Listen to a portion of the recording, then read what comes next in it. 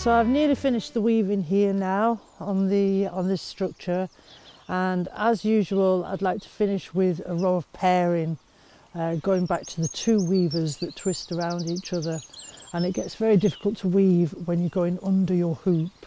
So I'm trying to use these, hopefully these willows are bendy enough to do that. And a good way to start here in the doorway is to put one group like this in around the doorway and another group like this, and hopefully we can bend all of those together. Nice flexible weavers, and weaving, threading under our circle. It's quite hard work.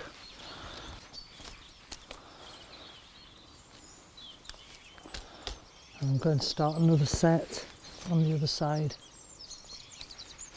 So starting the two sets, bring them around, and away we go in the opposite direction, staying under that hoop if possible.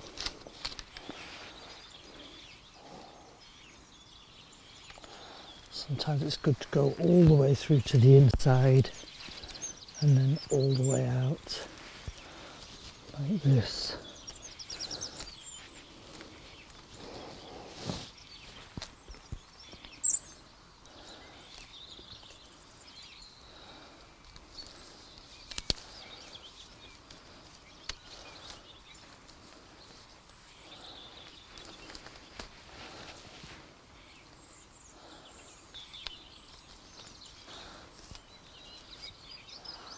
Don't forget to make the joins, and you can feed them back if you need to.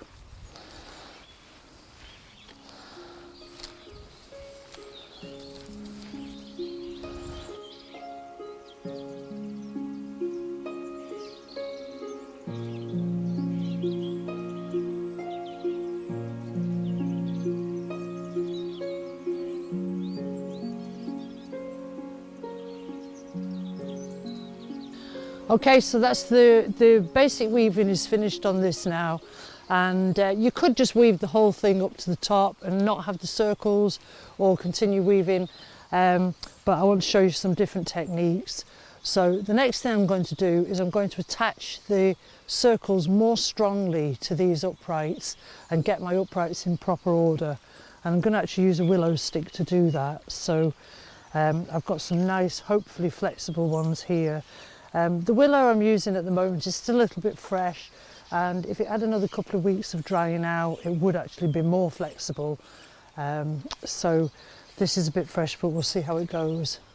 So I'm just going to join this, the thick end of the stick, and I'm just going to tuck it in there to hold it onto the circle. And then all I'm going to do now is wrap around, taking in these uprights, and if each one got a couple of wraps, that would make that nice and strong.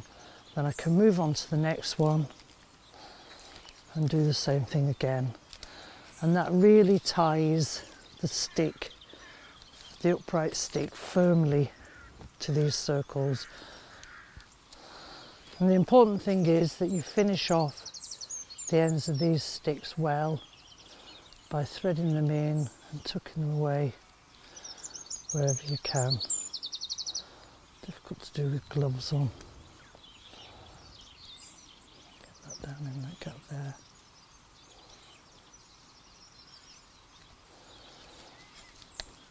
So those uprights now are really, really firmly held to that circle, much more strongly than they were. So you really, really need really good quality and flexible willows for this job. So if you don't have them, don't worry, because you could use twine or wire or anything really that you can lay your hands on, even a plastic cable tie. So obviously as a basket maker, and since I have nice willow, I like to do it this way and just stick to the natural materials here if possible. So that really is now super solid, really, really strong. So I'm just going to tie on the other circles in the same way.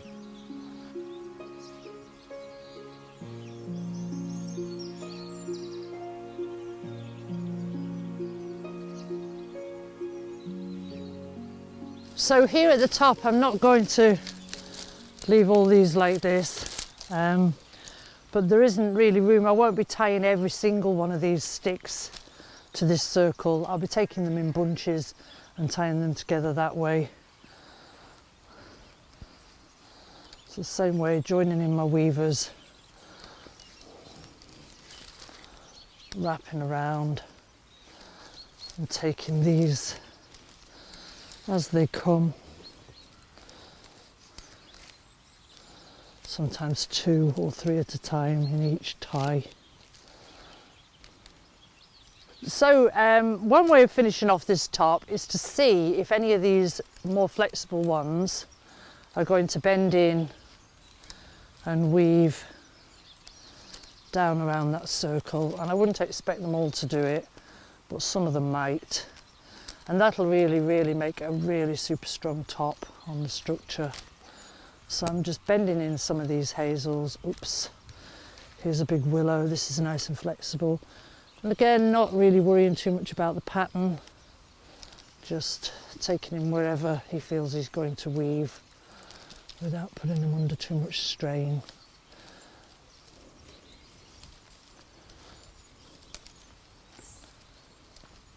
Okay, so that top circle now, those circles are all really firm, and I'm just going to trim up these top pieces. They're not going to bend in, so I'm just going to cut them off, and maybe I can use them for the next stage.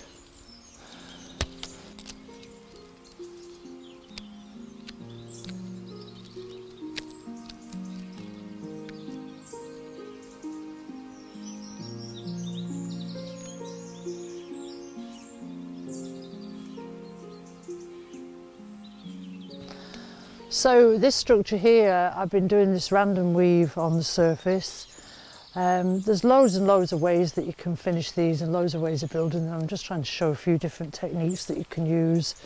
And the random weave, really, just take a few sticks at a time, and it literally is just going wherever you feel.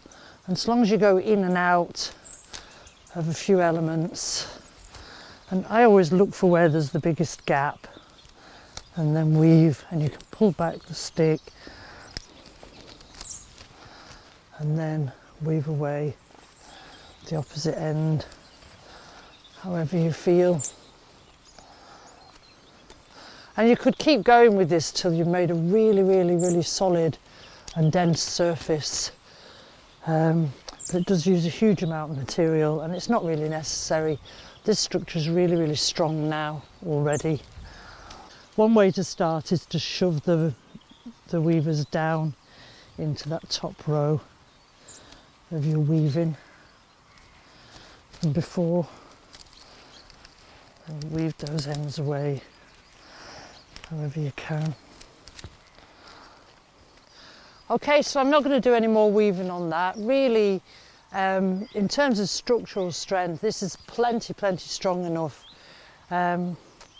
I have full confidence in the strength of my structure that I would be quite happy to stand up on top of it like this. And that's just made out of a few sticks, and you don't need to do quite so much weaving as I have if you don't want to. Okay, so the final thing to do on this structure is the trimming, and there's quite a lot of that to do, and it's really a case of trimming off everything that's sticking out, inside and outside. Again, you don't have to do this. If you like the hairy look, you could leave it, but I'm going to trim this structure up now. Okay, so traditionally structures like this would have been built to live in. They still build structures like this to live in some societies, and using natural materials to make shelters and structures has been a thing that's gone on since the earliest man. So what we're learning here is really ancient skills and ancient techniques, and basically survival skills as well. So if you can build a structure like this, you're never going to freeze to death or die if you're caught out in nature anytime. So the most important thing is taking the wind off you. If you can create any kind of a wind barrier, That really helps and stops you from actually getting hypothermia and dying in that situation. And if we were to be making these into structures that were for living in or for permanent accommodation, you'd want to cover them with something to keep the rain out and the wet as well. And traditionally skins were used, and these here are deer skins from locally culled deers, which I tan myself. And this one has got the hair taken off, but this one's still got the fur on. So that would have been the traditional method. And these would have been sewn together and used to cover the structure completely. And the Native American teepees would have been done the same way. And I say lots of indigenous tribal people still would build structures in this way. Using the skins is a little bit laborious and not really in today's practicality. So I'm going to show you some other methods that you could use for roofing as well. So thatch was another really common way that people would have roofed their houses traditionally, and covering these structures with mud or what they call daub, like a kind of mud layer, also keeps the weather out. And the mud would have been made from clay and horse manure and all kinds of things, and daubed onto here, sometimes inside, sometimes outside, and that would have protected that from the weather. In terms of roofing, here we have some lovely straw, and again bunches of straw tied on and layered onto your structure would create beautiful thatch, and that would also keep the rain and the weather off the top. So thatching is one method that you can use. These are just ordinary field rushes, but beautiful, strong, semi-dried ones. Rushes can be used for thatching, and the reeds that you get from the lakes as well. So there's a lot of different materials you can use. Thatching is a whole nother skills set, and very worth exploring if you're interested in building natural structures. Okay, so for the type of roof I want to do on here, the gap is a little bit big between here and here, and I wanted to just show you one other thing about weaving, and this is using the pairing weave again, but to create a band of weave that's kind of floating in the middle, and this could be done instead of using the circles altogether, so I wanted to share this with you as well. I'm going to start by putting 2 weavers in. And this time I'm not taking the uprights as individuals, but I'm taking them 2 or 3 at a time. And the same thing, the weaver goes over the other one, behind and out in the next chosen space along. And I want this weave to sit roughly halfway between those 2 circles. The gap is a little bit big, so if you need to, you can actually make a double twist of these sticks. So a double wrap in between where it's needed, and keep making the joins.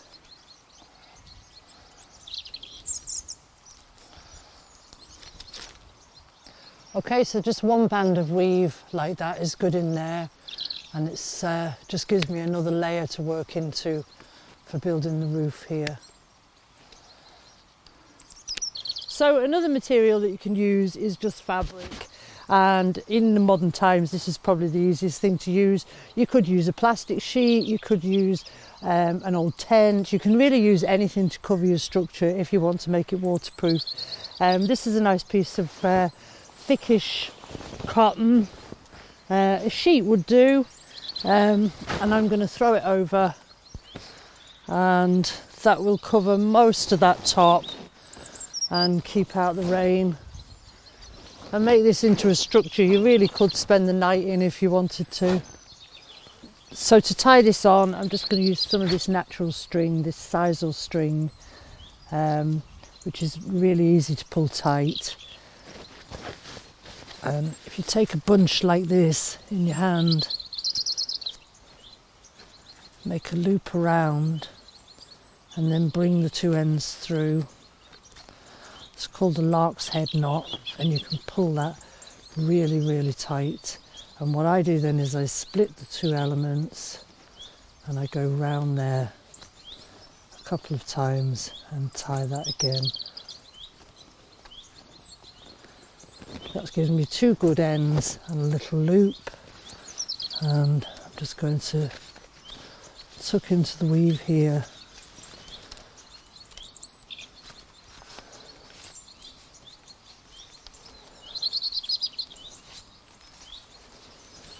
And out. And I'll just tie that off there.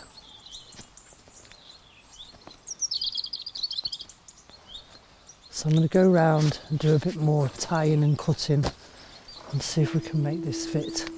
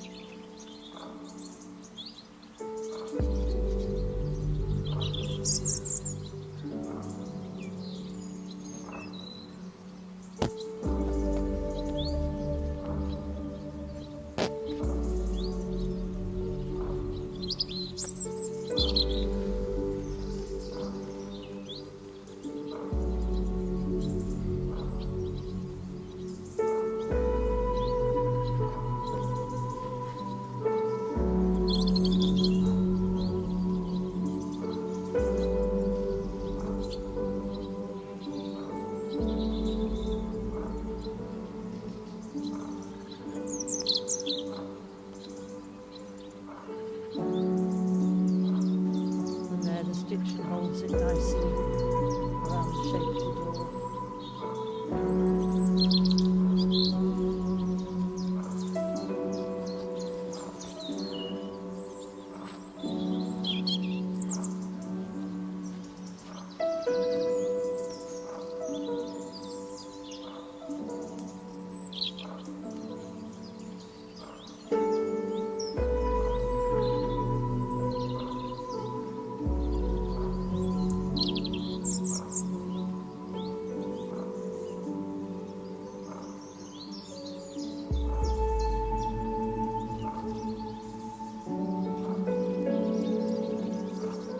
Okay, so this layer here, this fabric wouldn't be particularly waterproof on its own. So you could put plastic over the top instead, or you could actually make this more waterproof by painting it with something. And in an ideal world, tree resin would be a really nice thing to paint it with, because that would set and harden and make it completely waterproof and stiff. However, again, in the modern world, we have PVA glue, so this is available in any hardware shop or craft shops. And even if you mix this with water and put a few layers of wash on, that would make your structure more waterproof. What I'm going to use, because it's more fun, is I'm going to use some paint, and I've got outdoor masonry paint for this job. And it'll set, again, it's kind of like a plastic layer, it's a little bit like PVA. You can even add PVA to paint to do this job. So that's what I'm going to do next, is I'm just going to start painting my structure using some of these outdoor masonry paints. So I'm just going to start at the top and put in a nice thick layer, cover this in. And I say this adds a lovely bit of colour to the garden, and also will create a completely waterproof structure.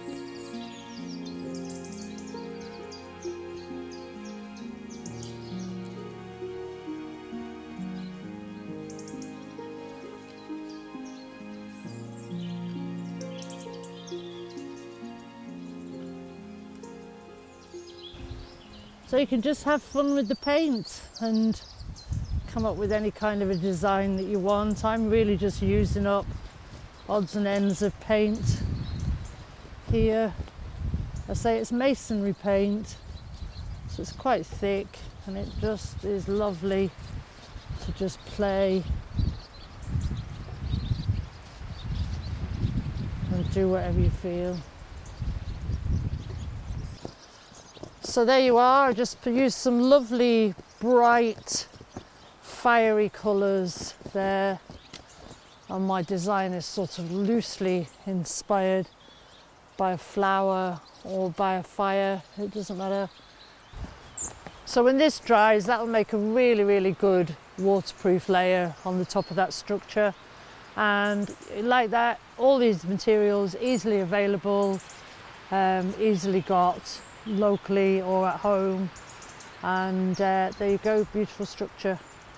So on this structure here, I'm going to do a kind of thatch, but using willows, and it won't be fully waterproof, but hopefully it'll be fun. And I'm going to just thread these, this time keeping the sticks straight. I'm going to take them in and out of these elements here, fill in these gaps. So I'm weaving in and out of my circles and my row of weave. So I'm almost finished weaving the roof, and as you can see, it gets a little bit difficult as you get towards the end. So it's just a case of threading in the sticks wherever you can get them to go. And this type of weaving coming down, it's a lot easier on the sticks, and you can use up all kinds of material for this that you wouldn't be able to use for the other weaving. So getting the last ones in place can be kind of difficult, and it can be helpful if you have someone in the inside to help you with this part. I'll just thread this in place and then I'll go and finish off from the inside. And this way of weaving, you can use up sticks that wouldn't be flexible enough to do this type of weaving. So it's a good way to use up all your old stuff. And it's a good way of building fences and screens for the garden as well. And this one here, you can see I just have 3 strands of wire and then the sticks woven in between those. So that's a really good way to build a really quick screen. So at this point, I think the structure is plenty strong enough and it's not going to burst apart. So I can undo my strings and take these away now.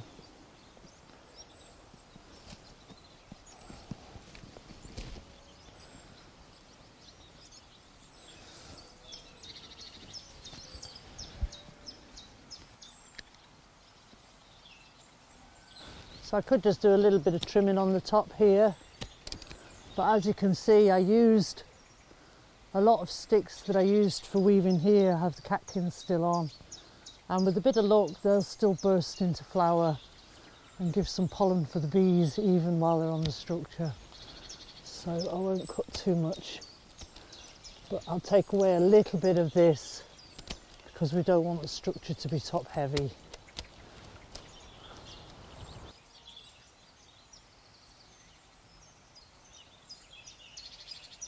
So if you remember, this structure here was built by putting the sticks down into the ground. So this is very firm, it's really not going anywhere. Whereas this one, remember, was made in the piece of wood, so it's actually freestanding.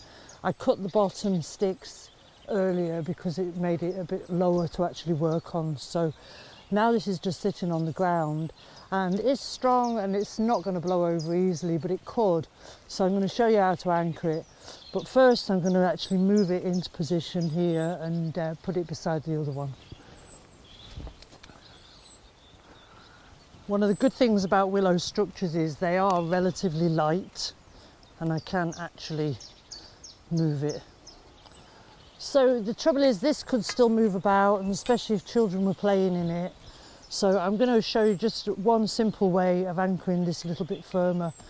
You could just get some steel bars and hammer them down in alongside like that, but you can also just use a stick for the same job. So I've got this nice hazel stick here. It's actually a little bit bent, so it wouldn't really be much use for a lot of other jobs, but it'll be ideal for this. And first I'm just going to cut a long sloping cut like this with the loppers to make a kind of point on the end, and then I'm going to cut that about there, making a peg roughly about 2 feet long or a little bit less. And I'm going to do that again. I'm going to make 3 pegs this way. Okay, so I'm just going to make a hole here, not right in the doorway, but near it. And the ground's a little bit stony. I'm going to knock that in.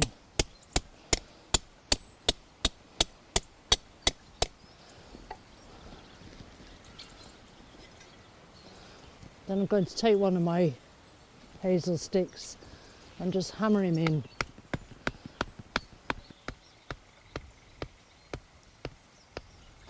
And you can use anything you like to tie that. In this case, I'm actually just going to use this willow stick.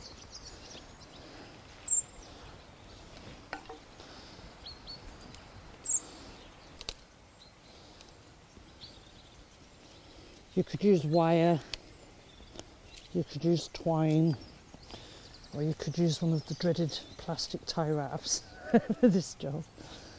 But since I have flexible willow, it's nice to do it this way.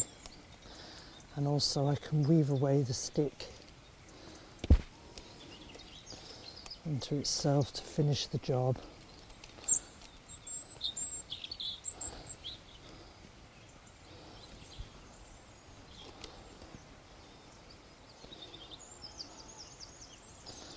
And now that'll help that nice and secure. And I'd put 3 or 4 of those in going around just to hold it in place.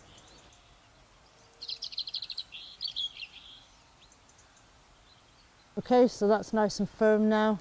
Just held with 3 of those sticks, so that's good. So there you have it, 2 beautifully different structures, lots of different ways to work with natural materials. And they're quite hard work, as you can see. It can be tough to get the materials, but I hope that with the combination of techniques that I've shown you, you'll be able to do something on your own. And you don't have to be half as epic as this, just using some of the techniques and some of the different weaves, and using your imagination really. And I hope you enjoy having a go for yourself. So thank you for watching, and I hope you will have a go to build something for yourselves in the garden. There's something really magical about being inside a basket. It's sort of, I think it's somehow in our deepest memory that our ancestors would have lived in homes like this. And being enclosed in a structure made from natural materials just has a really special feel, and feel connected to nature.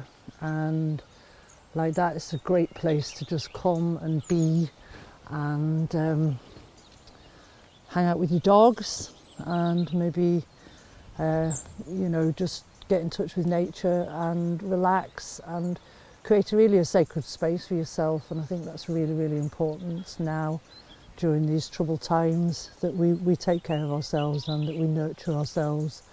And this is a lovely way to do it. So hopefully you'll have a go yourselves, and best of luck. Thank you.